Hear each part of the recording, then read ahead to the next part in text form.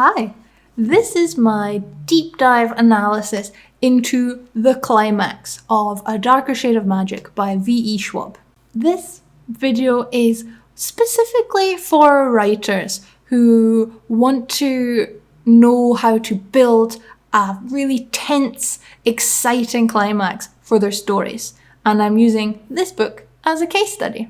If you don't know what this book is about, it's about 4 different Londons that all inhabit the same physical space, but you cannot travel between them. You can only travel between them if you're one very special person, who happens to be our protagonist. So this book is split up into 14 sections, and I would say that section 10 is where we start preparing for the climax, and the climax itself happens over sections 11 to 13. Each one is split up into bite-sized chapters. The catalyst in this book is a stone.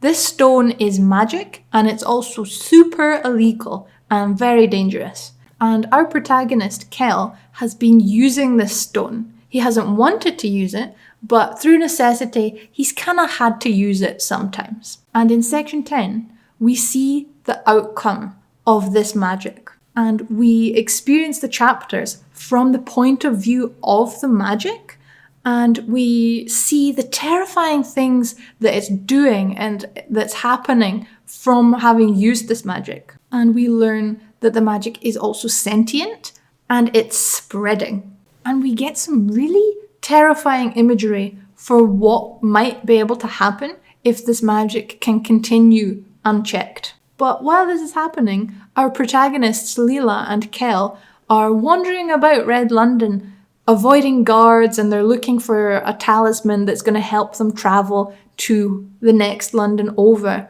And they're generally faffing around, and there's some nice character development. It's a little bit dangerous, it's a little bit exciting. And then Kel manages to get himself kidnapped, and Leela ends up getting lost in Red London.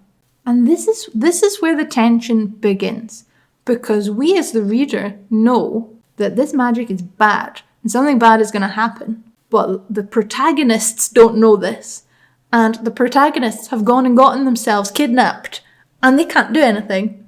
And we end section 10 from the point of view of the personal guards to the prince, who have been attacked by the bad magic. So now as a reader, we know that the threat is no longer generic.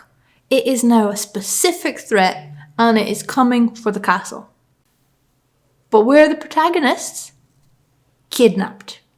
Or lost, depending on which one. And so, we begin our climax. That was a little bit creepy. I didn't mean that to sound so creepy. We are almost immediately thrown into a confrontation in section 11, where we discover that the prince has actually been possessed by the bad guys. The bad guys are the Danes, and they come from the next London over, and they have managed to infiltrate the castle in the good London. So we are sucker punched with the knowledge that the problem we've been worried about for a while is actually a lot more extensive than we first realised. But instead of getting to follow the problem, we switch to Leela's point of view. And she is lost in London, and she's faffing around, and she's speaking to people, and she's doing normal stuff. And that's all very nice. But in the back of your mind, you're thinking, uh-oh, this magic is coming. She needs to go and do something about it. But she's not. She's like buying outfits. So this is driving up the tension until the whole thing is shattered when the prince is injured severely. That breaks the bad guy's possession over him. But it doesn't fix the infiltrated castle problem. The castle has still been infiltrated by the bad guys, even though the prince is a little bit safer now. This is your classic yes but scenario. So then after this, we get a couple of chapters, we can calm down, we get to regroup and take a chill pill for a minute. But things are not as relaxed as you might expect, because the prince has been severely injured, and Kel, the protagonist, has to perform really dangerous magic to heal him. And we are terrified that it's going to not work, that someone's going to get injured again, that it's going to be bad, they're going to get caught. and the whole thing is very emotional. So, suitably shaken, we move on to the next London and the next section. Well, that's how it should have gone. But Schwab devised that our protagonists Kel and Leela get separated in different Londons. And they're both in a fight for their lives. They're struggling, neither of them has help, and they are both in dire straits. And they're so close to the goal. Cue tension increase and the beginning of section 13. So now we've left behind all the previous bad guys. We've left behind the castle problem. We've left behind the other people. We are right at the cusp of completing the mission. And we have saved the worst for last. The Danes, the rulers of White London, the awful, cruel brother and sister. So already we come into this section kind of like pooping our pants a little bit. So naturally, our characters make a plan. And based on the previous chapters, their plans usually go well. So we go into this thinking, this is going to be fine. This is a good plan. It makes sense. It's going to work. It doesn't work. And poor Kel and Leela both again end up in huge fights that are happening simultaneously. Neither can help the other. They're both having a terrible time. And we, as readers, are switching back and forth between the point of views, desperate to know the outcome of both fights and not knowing if they're going to be able to come through it. But in a twist of fate, the bad guy is killed by the very stone, the magic that he's trying to use. And the good guys win. Or do they? And here we add another cruel twist of fate. And Kel has to fight the final boss that we didn't even know existed. Magic itself.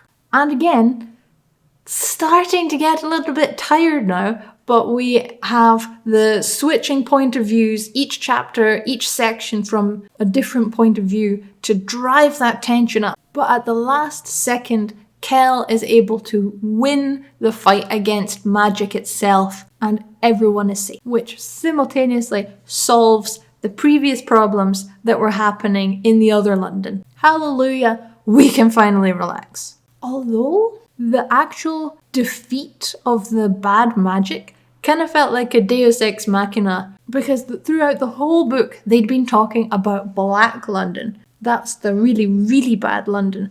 And anyone who goes to Black London is just, you forget about them, they're dead to you, they never come back. And they were talking about the whole time, they've got to go to this London to get rid of the stone. But then turns out, hey, you don't actually have to go to that London at all. We're all safe, the stone's dead, happy ending, yay. But the rest of it was bloomin' marvellous. So that's how V.E. Schwab used tension, and a heck of a lot of tension, to drive her readers insane in the climax of A Darker Shade of Magic. And this step-by-step guide that I've walked you through of her climax is basically a template that you can use as a writer and apply it to any one of your stories. You're welcome.